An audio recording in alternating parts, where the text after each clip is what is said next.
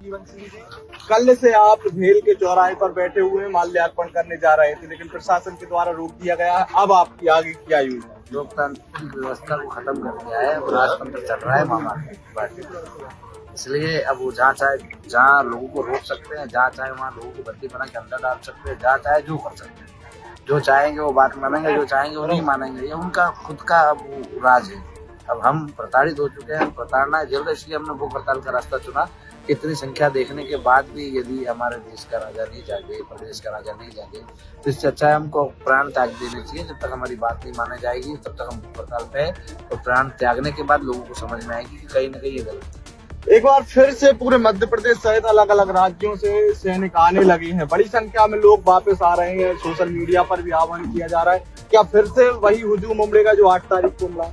हमने तो किसी को आह्वान नहीं किया है कि आपको आना जरूरी है। जिसको लग रहा है कि गलत हो रहा है, गलत कर रही सरकार, वो आ रहे हैं। और हमने किसी को स्पेशली ना तो मैसेज किया, ना फेसबुक से डाला है कि आप सबको आने का आवश्यकता। हम बोल रहे हैं अपने अपनी जगह रहो, अपने अपने घर रहो। जो भी कोर कमेटी निर्णय ले या जो भी हमारे फेसबुक ऑफिशियल अकाउंट से डाला जाए तभी उसको सही माना जाए, वरना गलत माना जाए। क्योंकि बहुत सारे लोग हमारे नाम से भी आइडिया बना रहे हैं, सेम टू सेम बना के लोगों को भड़काने की कोशिश कर रहे हैं, लोगों को मतलब गलत दिशा में ले जाने की कोशिश कर रहे हैं। इसीलिए हमने वो सभा करके वापिस सबको बोल दिया था जिसको घर जाना है घर जाए। क्योंकि हमें पता था, क्योंकि दिन से ही ऐसी गतिविधियां सामने आने लग गई थी। लोगों को डराया जा रहा था, ऊपर गिरा जा रहा था, उनको कहीं ना कहीं उस आंदोलन में हानि पहुंचाने का काम किया जा रहा था।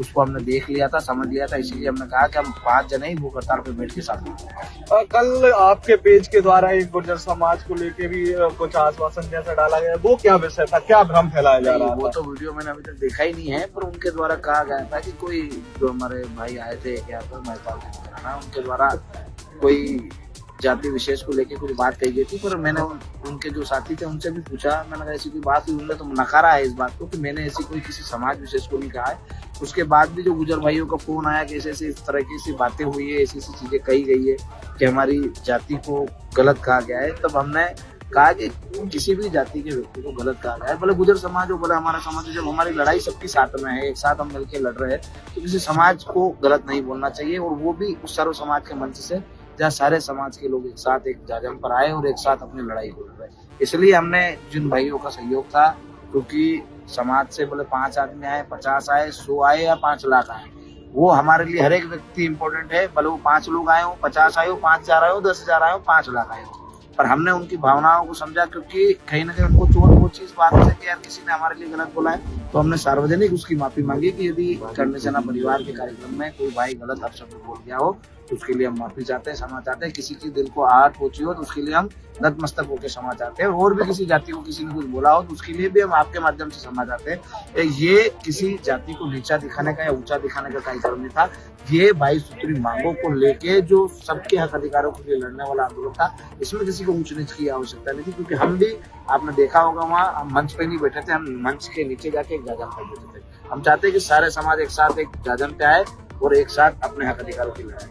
तो मीडिया के माध्यम से एक बार और सारे समाज को, यदि किसी को गलत लगाओ, किसी को बुरा लगाओ, तो गुजर समाज के साथ और भी कोई समाज को भी बुरा लगाओ, तो सबसे माफी चाहते हैं कि ये जातिगत आंदोलन में होके सर्व समाज का आंदोलन था।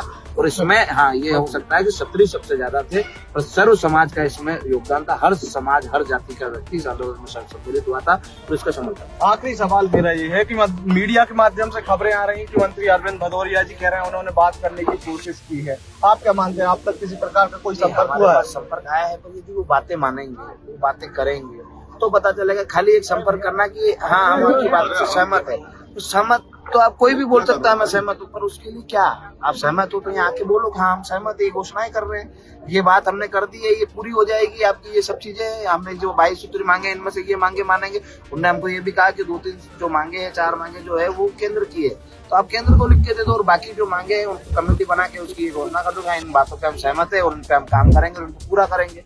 ऐसा करेंगे तो ही तो यहाँ से लोग उठ के जाएंगे, तो ही हम उठ के जाएंगे। नाम क्यों उठ के जाएंगे? आप खाली मंचों से कहते रहो, कहीं से भी कहते रहो, उससे क्या फर्क? अगला कदम क्या है? अब यहाँ के बाद अगला कदम हड़ताल ही कदम है। यहाँ से हमें कोई जगह दे दी गई तो वहाँ जाके बैठेंगे, नहीं दी तो हम यहीं बैठेंगे और यहीं अपने प्राणों को त्यागेंगे। उसके बाद जो नई स्टेप होगी, तो जो हमारे और लोग हैं वो इस भूख हड़ताल में शामिल होंगे। 5 लोगों की हमने कमेटी बनाई है, 5 लोग होंगे। अभी आज हम नए 5 लोगों के भी नाम ले लेंगे जो अगले हमारे मरने के बाद इस आंदोलन में शरीक होंगे या इस आंदोलन में भूख हड़ताल करेंगे। जब तक हमारे इस प्राण में जान है तब तक ये आंदोलन चलता रहेगा। हमारे साथ लड़ने वाले हैं वो लड़ते रहेंगे और इन दमनकारी नीतियों से, इन तानाशाही सरकारों से जवाब मांगते रहेंगे और उनको जवाब देते रहेंगे कि इस देश में आज भी युवा अपना बलिदान करने को तैयार है।